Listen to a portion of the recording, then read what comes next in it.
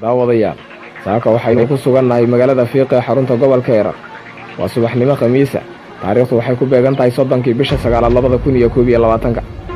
saaka doorasho sheegtay ayaa dadweynaha u dareere leeyahay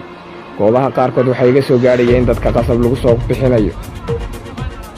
doorashooyinka degmada Fiiqeed oo la igu sheegay 89 goob doorasho ayaa goob doorasho kasta waxaa la daba taagan yahay jawaano kaarara shacabka gadhkii ayaa la mulxiyay fadlan iyo codee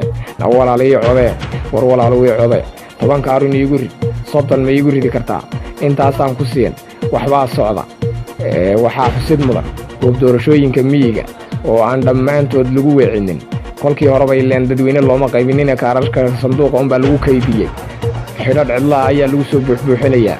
saaka waxaa xusid mudan in bixiyayaasha ay ka mid yihiin mulcad jiir baraambar bilow aadmi ruux geed dhagax iyo wixii la mid ah daawadayaal Itoobiya oo sheegatay inay kumanaan kun oo sano jirto ayaa haddana waxaa lagu leeyahay saaka doorashadani waa tii lixaad halkaas waxaad ka garanaysaa in weligeedba cadaadis caburis cagajuglayn iyo cadaalad darro ay ku dhisnayd dadweynaha Soomaaliduna waxa kaliya Itoobiya ka helaani ee ugu badani wuxuu ahaa xasuuq xumaan xabsi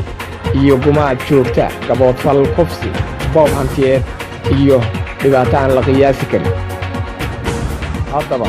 kalaamaha maanka iyo shacabweynaha deegaanka Soomaalida ka codsanaya in amniga laga wada shaqeeyo oo feejignaan dheeraad la muujiyo walaalayaal dhibaato waxay noogu filan inayna rabitaankeena wax ku dooranaynin si ayna marka dhibaato kale oo amni noo soo gaadhin aynu amnigeena ilaashano shacabkeena amnigiisa mas'uuliyad bay naga wada saaran hal lagu dadaalo